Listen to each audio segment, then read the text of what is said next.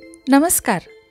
राष्ट्रीय पोषण सप्ताहाच्या दुसऱ्या दिवसामध्ये तुम्हा सर्वांचं खूप खूप स्वागत आहे.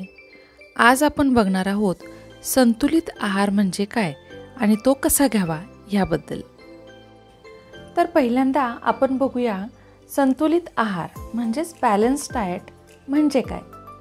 तर संतुलित आहार हा एक पौष्टिक आहार आहे जो उत्तम आरोग्य राखण्यासाठी आवश्यक पोषक जसे की कर्बोदके, चरबी, प्रथिने, जीवनसत्वे, खनिजे आणि पाणी हे सर्व अन्नगटांमधून योग्य प्रमाणात पुरवतो. तो म्हणजे संतुलित आहार. आणि हा जो संतुलित आहार म्हणजेच बॅलन्स डाएट आहे ना, तो प्रत्येकासाठी वेगळा असतो. म्हणजे तो त्याच्या वयानुसार, जेंडरनुसार, हालचाली, शारीरिक मेहनत किंवा एखादी मेडिकल कंडिशन या सर्व गोष्टींवरती त्याचा संतुलित आहार अवलंबून असतो. तर ह्यासाठी आपण माय प्लेट बघणार आहोत. तर ही आहे माय प्लेट. ही माय प्लेट आपल्याला संतुलित आहार कसा घ्यावा याबद्दलची माहिती देते. तर ही आहे 9 इंचाची प्लेट आणि ह्या प्लेटचा जर तुम्ही बघितला अर्धा भाग तो आहे फक्त फळं आणि भाज्यांमध्ये. तर 20% फळं.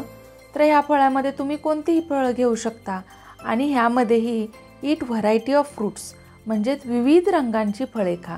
जर तुम्ही एकच प्रकारचे फळ दररोज खात असाल तर त्या फळामध्ये जे काही न्यूट्रिएंट्स, जी काही पोषक द्रव्ये आहेत ती तुम्हाला मिळतील, पण त्या फळामध्ये जी नसलेली पोषक द्रव्ये आहेत ती तुम्हाला मिळणारच नाहीत. त्यामुळे दररोज वेगवेगळी फळे खा.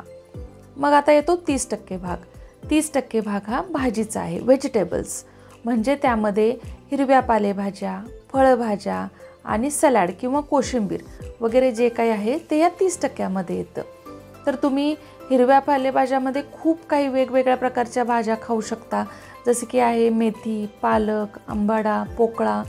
खूप काही आपल्या भागामध्ये तर खूप विविध प्रकारच्या हिरव्या पालेभाज्या मिळतात. फळभाज्या जसे की वांगी, भेंडी ह्या आहेत फळभाज्या. आणि थोडीशी कोशिंबीर किंवा ग्रीन सॅलड. ह्यामध्ये दररोज काही चांगल्याच प्रकारची कोशिंबीर करून घ्यावी ताटाला असं नाही. त्यामध्ये तुम्ही जस्ट चिरलेली काकडी, गाजर, टोमॅटो, कांदा ह्या भाज्या घेऊ शकता. तर प्लेटचा जो दुसरा भाग आपण बघितला त्या प्लेटच्या दुसऱ्या भागामध्ये 25% आहेत कार्बोहायड्रेट्स. तर कार्बोहायड्रेट्स म्हणजेच कर्बोदके. तर ह्यामध्ये काय काय येतं? ह्यामध्ये येतं भात, चपाती, भाकरी, पोळी, पोहे, उपमा हे सगळे पदार्थ ह्या 25%मध्ये येतात. आणि राहिलेला जो 25% पोर्शन आहे तो आहे प्रथिनांचा म्हणजेच प्रोटीन्सचा. तर ह्यामध्ये व्हेज प्रोटीन्स आणि नॉन व्हेज प्रोटीन्स आपण बघूया. तर व्हेज प्रोटीन्समध्ये काय काय येईल?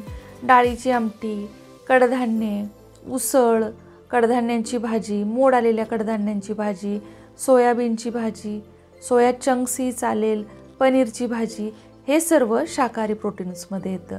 आणि मांसाहारीमध्ये मांस, मासे, चिकन, अंडी हे मांसाहारी प्रोटीनमध्ये येतं. तर हे आहे 25% प्लेटचे. आणि त्याच्या साईडला एक छोटीशी वाटी आहे. तर त्या वाटीमध्ये आपण लो फॅट दूध किंवा दही किंवा ताक वगैरे असं घेऊ शकतो. तर ही आहे आपली कंप्लीट प्लेट.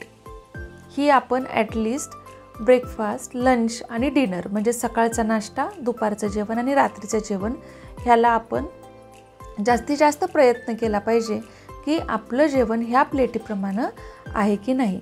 जर तुम्ही अशा प्रकारची प्लेट खाल्ली तर तुम्हाला आवश्यक असणारे सर्व पोषक द्रव्य ह्या प्लेटमधून मिळले जातील.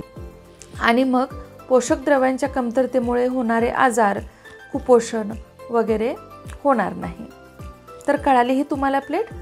तर ही माय प्लेट जी आहे ती आपण आता प्रत्यक्ष बनवूया. तर बघा 25% भाग आहे तो आहे कर्बोदकांचा. तिथे आपण एक चपाती आणि अर्धी वाटी भात किंवा 2 छोट्या चपात्या किंवा 1 छोटी भाकरी घेऊ शकतो. प्रोटीन्समध्ये तुम्ही मटकीची भाजी घेतली म्हणजेच प्रथिने झाले.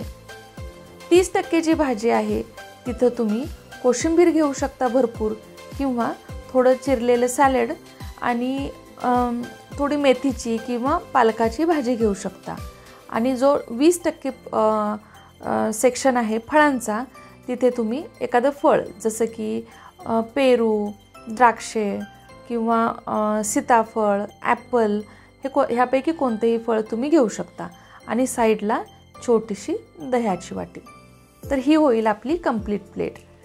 तर हा जो दिवस आहे राष्ट्रीय पोषण सप्ताहाचा दिवस, तो आपण चांगलं लक्षात ठेवूया आणि जास्तीत जास्त आपलं जेवण संतुलित असावं यासाठी आपण प्रयत्न करूया.